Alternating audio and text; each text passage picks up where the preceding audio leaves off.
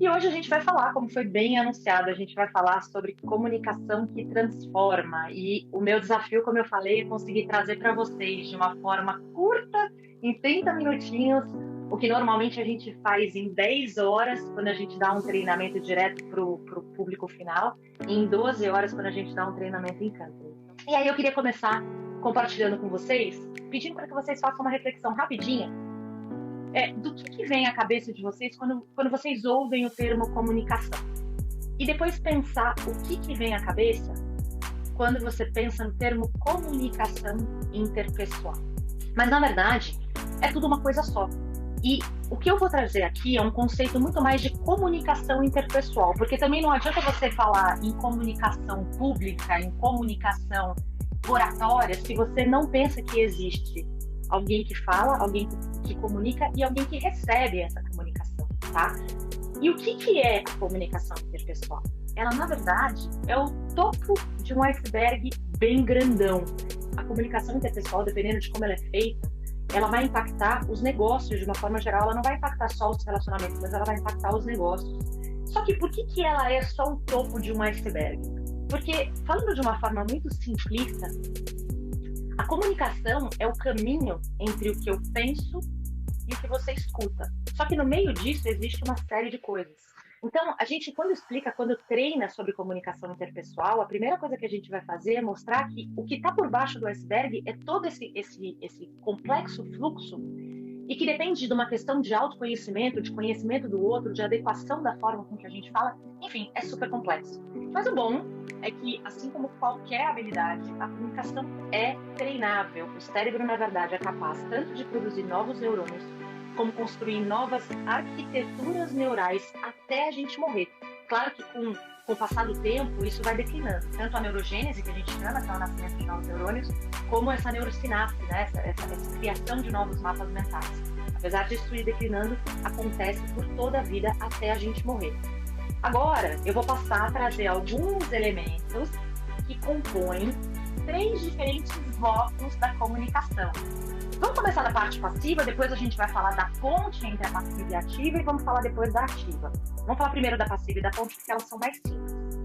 A parte passiva, ela é o que acontece entre o que você ouve e o que você escuta. O que você ouve é um processo sensorial. O que eu escuto, ou o que eu processo daquilo que eu recebo, é um processo cognitivo.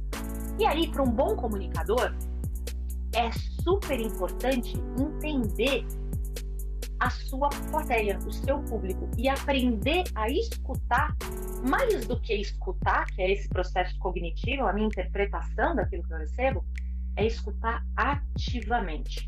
Por isso, só voltando para eu ser um bom comunicador, eu preciso aprender a escutar ativamente. Sabendo quem é meu público, eu tendo a conseguir ter mais estratégias para me comunicar melhor, tá bom? Vamos falar da ponte. O que é essa ponte? É essa ligação entre aquilo que eu comunico e aquilo que vocês recebem. Imagina só, vou trazer uma cena. Imagina que eu e o Marcelo fomos comprar um computador juntos. A gente comprou 2 computadores iguaizinhos. Dias depois, o Marcelo vem e me empresta o computador dele. Apesar de ser exatamente o mesmo computador, eu provavelmente vou ficar perdidaça ali dentro. Porque o computador dele foi formatado de acordo com quem o Marcelo é. E o inverso também seria verdadeiro. Por isso, se alguém falar uma frase para mim e para o Marcelo, o céu hoje está azul.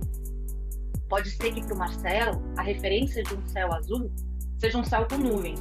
Enquanto para mim, a referência de um céu azul é um céu completamente azul, que não tem nuvens.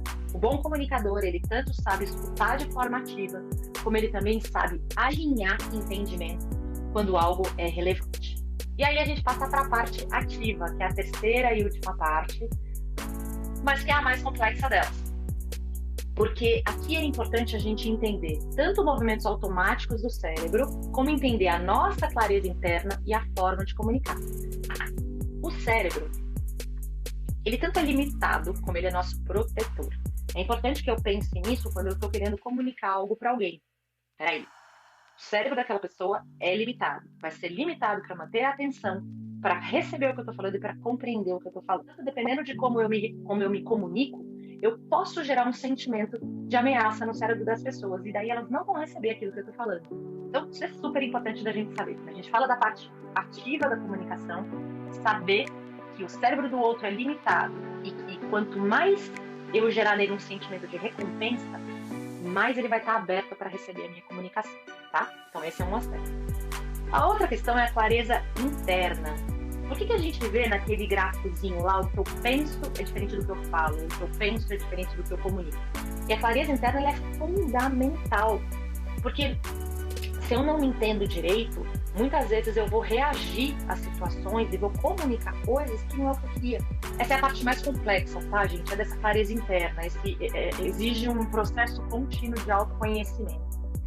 E aí a gente vai para a última parte aqui, que é a forma de comunicar. Eu queria lembrar que, com base nessa explanação bem rápida, bem ligeira, bem superficial, a comunicação interpessoal é algo super complexo e que precisa ser compreendido e treinado. A gente precisa entender que a comunicação é só o pico de um iceberg.